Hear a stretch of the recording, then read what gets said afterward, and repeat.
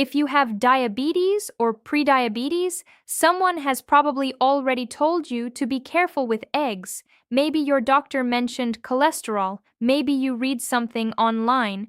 Maybe a well-meaning family member slid the egg whites across the breakfast table and quietly removed the yolk. And somewhere along the way, you started second-guessing one of the most nutritionally complete foods on the planet.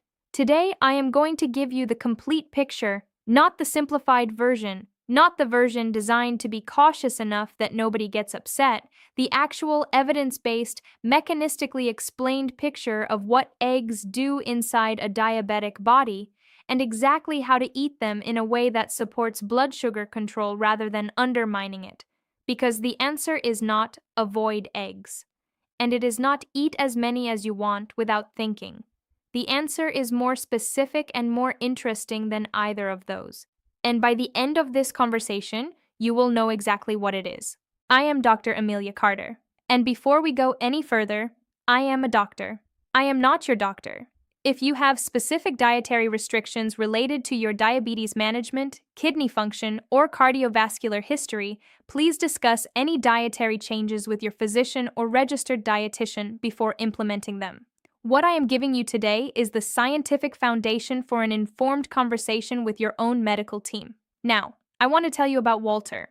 Walter was 67 years old, a retired high school football coach from a small town in Georgia. A man who had spent 4 decades teaching young men discipline, consistency, and the relationship between what you put into your body and what your body is able to do. He had been diagnosed with type 2 diabetes 3 years before I met him, and in those 3 years, he had done what most patients do.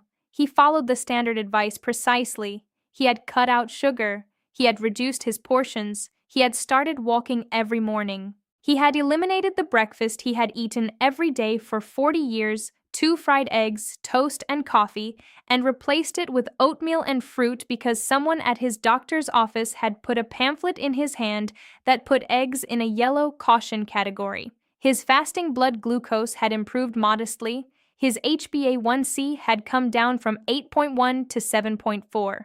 Progress, real progress.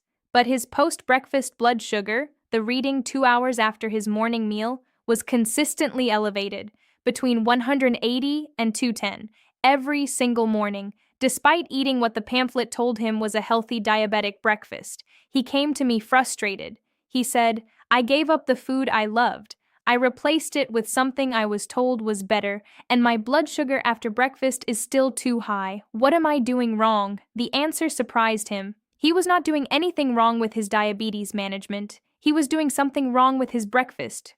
And what he had replaced his eggs with, the oatmeal and fruit that the pamphlet called heart healthy, was spiking his post-breakfast blood sugar far more aggressively than the eggs he had given up. We are going to come back to Walter, but first I need to give you the foundation that makes his story make complete sense. Let me start with the most fundamental question.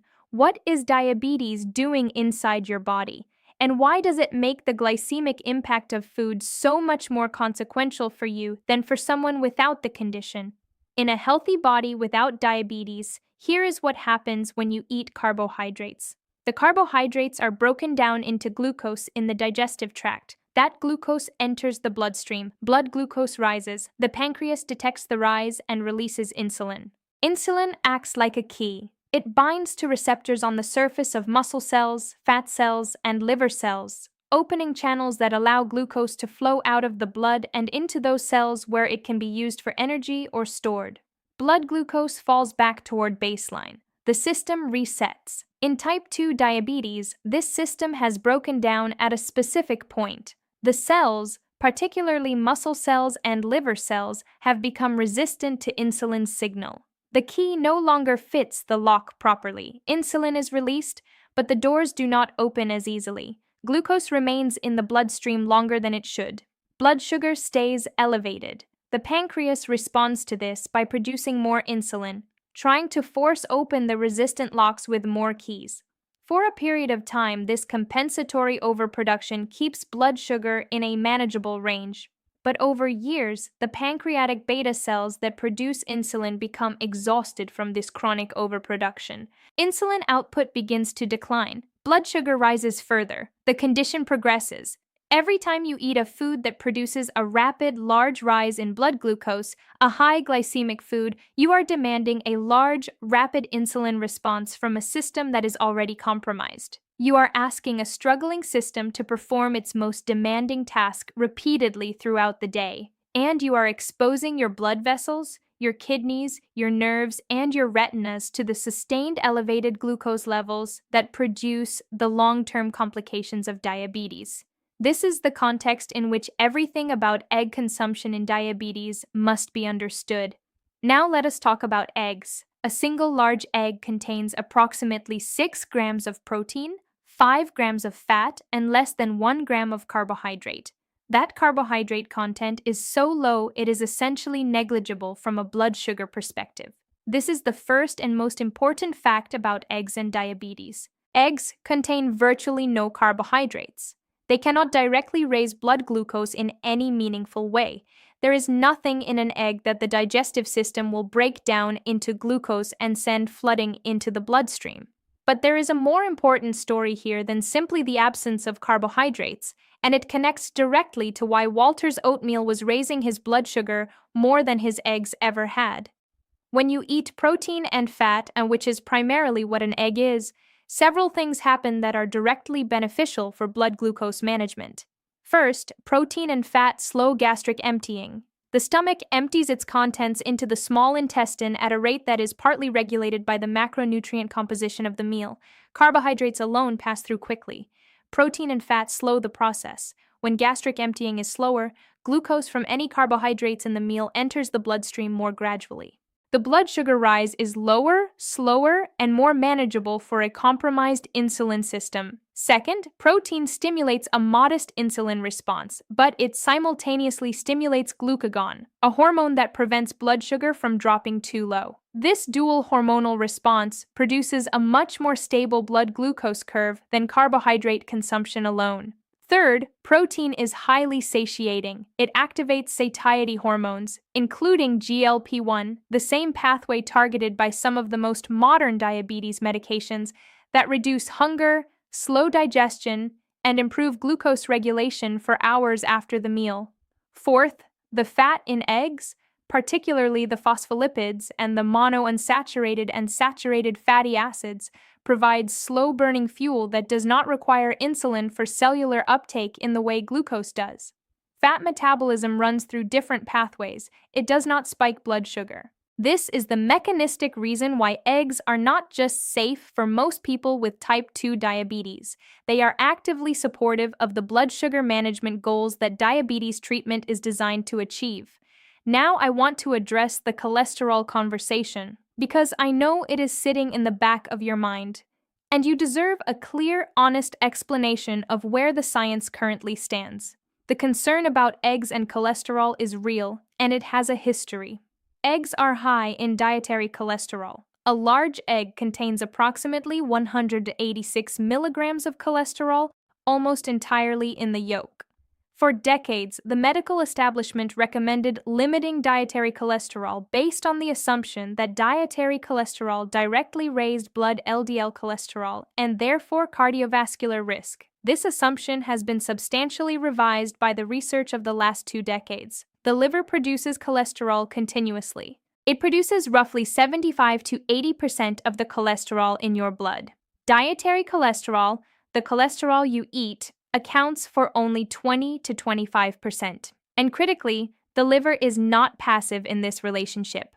When dietary cholesterol intake increases, the liver compensatorily reduces its own production. The total blood cholesterol level is buffered by this feedback mechanism in most people. The 2015 Dietary Guidelines Advisory Committee, after reviewing the accumulated evidence, removed the long-standing numerical limit on dietary cholesterol and stated that dietary cholesterol is no longer a nutrient of concern for overconsumption.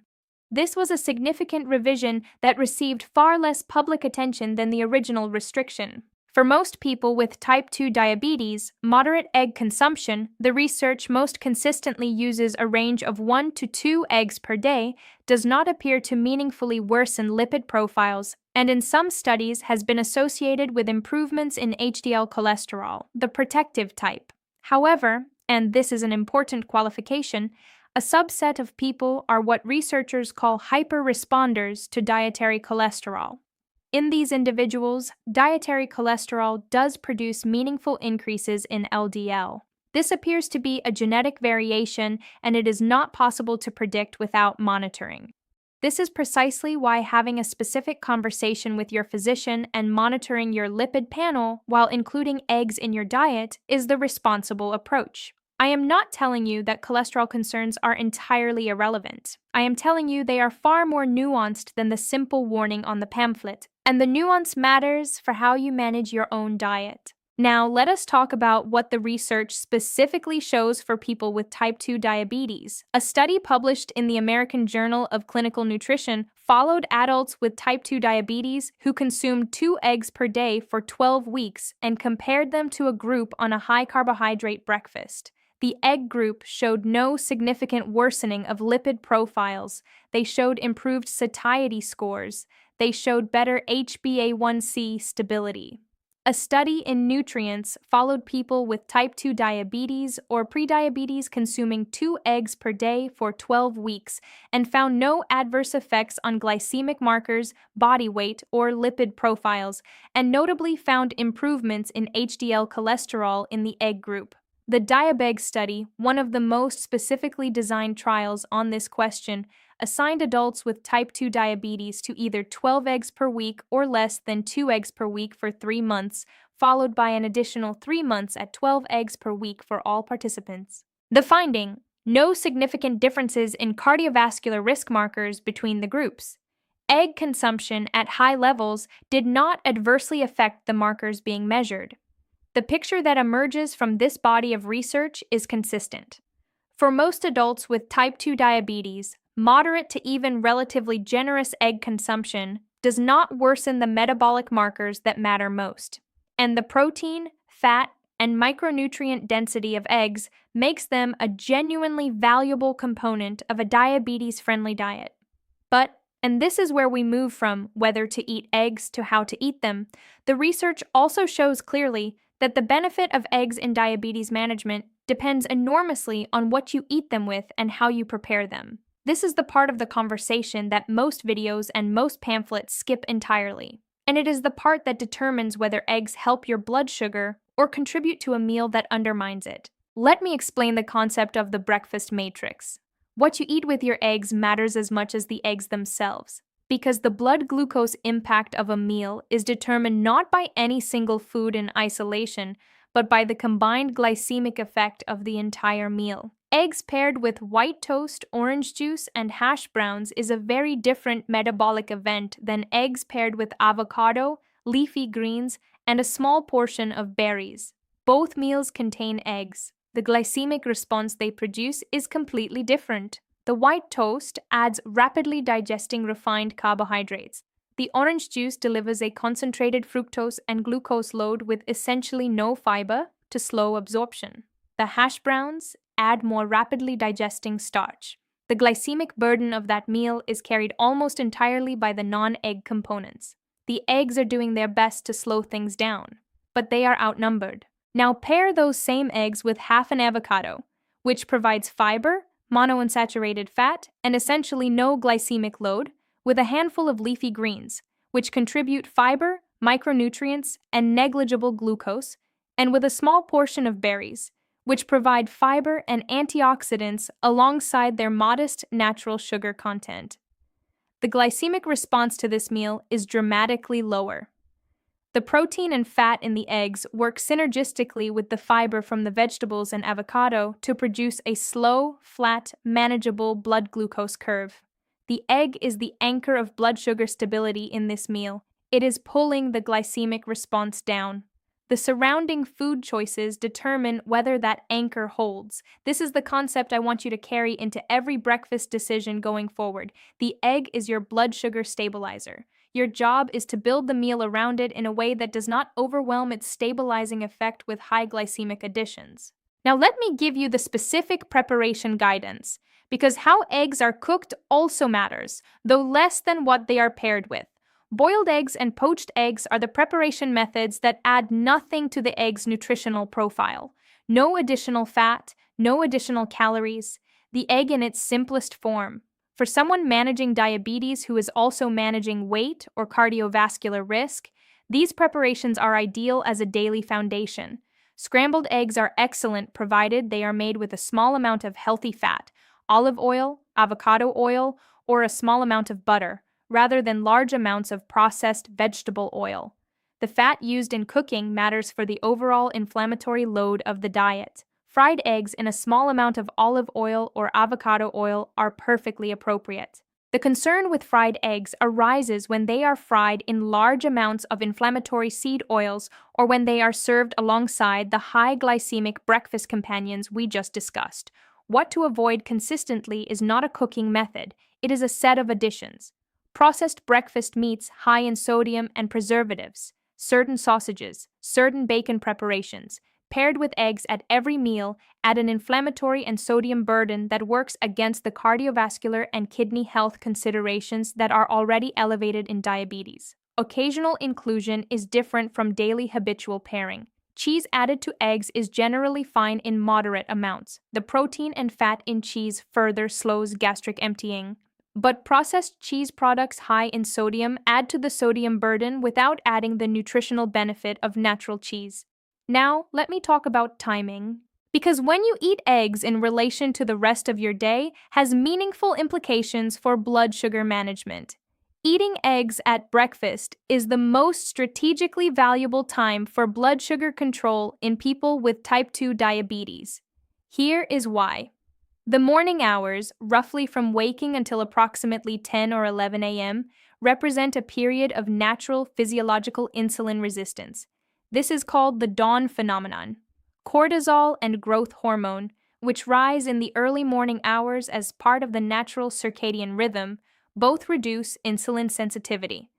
The cells are less responsive to insulin in the morning than they are later in the day.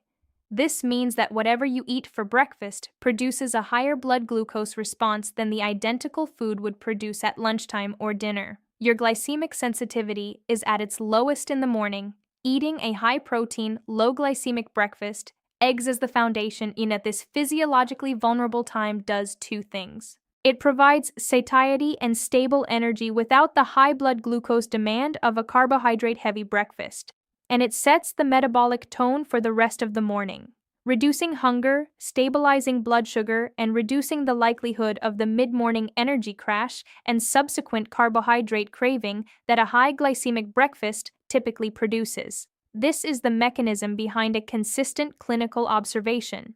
People with type 2 diabetes who shift from a high carbohydrate breakfast to a high protein egg-based breakfast consistently report better blood sugar stability through the morning hours and reduced food cravings before lunch. The timing of your egg-based meal also matters in relation to physical activity. Eating eggs before a moderate walk or gentle exercise amplifies the blood sugar benefit significantly. Exercise increases glucose uptake by muscle cells through an insulin-independent pathway, meaning the muscles can absorb glucose without requiring the insulin key to work properly. When you combine a low-glycemic egg-based meal with post-meal movement, you create a powerful combined effect on blood glucose management that neither intervention produces as strongly alone. Even 10 minutes of gentle walking after an egg-based breakfast meaningfully reduces the post-meal blood glucose spike compared to sitting still after the same meal. This is one of the most practical and most accessible blood sugar management strategies available to anyone with type 2 diabetes. Now, I want to address the question of egg quantity. Because the research I have described does not suggest unlimited egg consumption is appropriate. It suggests moderate consumption is safe and beneficial. And moderate needs to be defined.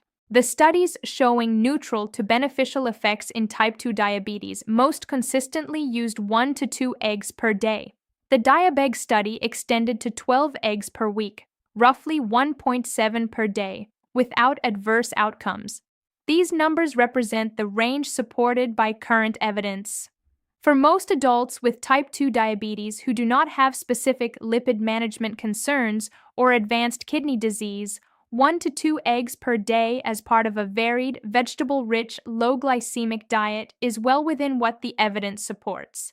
For adults with significantly elevated LDL cholesterol, with a history of cardiovascular events, or with advanced diabetic nephropathy, kidney disease related to diabetes, the specific appropriate quantity is a conversation for their physician and dietitian based on their individual clinical picture. The general evidence does not override individual medical circumstances. Now let me come back to Walter. After reviewing his food diary and his blood sugar log, the pattern was clear. His oatmeal and fruit breakfast, the breakfast he had adopted from the pamphlet, was producing post-breakfast blood sugar spikes between 180 and 210 consistently. Instant oatmeal has a glycemic index comparable to white bread. Fruit, particularly the banana he had been adding for potassium, delivered a concentrated natural sugar load with moderate fiber. The combination was a high glycemic morning meal dressed in the clothing of health food. I asked him what he missed most about his old breakfast. He said, "The eggs," without hesitating. We put the eggs back, 2 eggs scrambled in a small amount of olive oil with a handful of spinach cooked into them and half an avocado on the side. We removed the toast. We replaced the fruit with a small handful of blueberries. We kept the coffee, black. His post-breakfast blood sugar the following week averaged 142, down from 195 the week before. He called my office on a Thursday morning and said, "I thought you were going to tell me I could never eat what I actually enjoyed again. I did not expect you to give it back to me." I told him something I want you to hear. The goal of managing diabetes through nutrition is not to eat the least enjoyable version of every meal. The goal is to understand the glycemic impact of what you eat well enough to make choices that work for your body. Eggs were never the problem. What surrounded them and what replaced them, that was where the blood sugar story was being written. Walter's HbA1c at his 3-month follow-up had dropped from 7.4 to 6.9. The eggs came back. The numbers improved. He has not touched instant oatmeal since. Let me close with your complete practical guide. Everything you need to eat eggs correctly as a person managing diabetes. The foundation, 1 to 2 eggs per day, is the evidence-supported range for most adults with type 2 diabetes. If you have specific cardiovascular or kidney concerns, confirm the appropriate range with your physician. The preparation, boiled, poached, scrambled in a small amount of healthy oil, or fried in a small amount of healthy oil, all are appropriate. Avoid large amounts of processed seed oils and high-sodium processed meat pairings as daily habits. The breakfast matrix. Build your egg meal around vegetables, spinach, kale, tomatoes, mushrooms, peppers, avocado. Minimize or eliminate white bread, white toast, processed breakfast cereals, and fruit juices. If you include fruit, choose low glycemic options, berries over bananas, an apple over orange juice. The timing.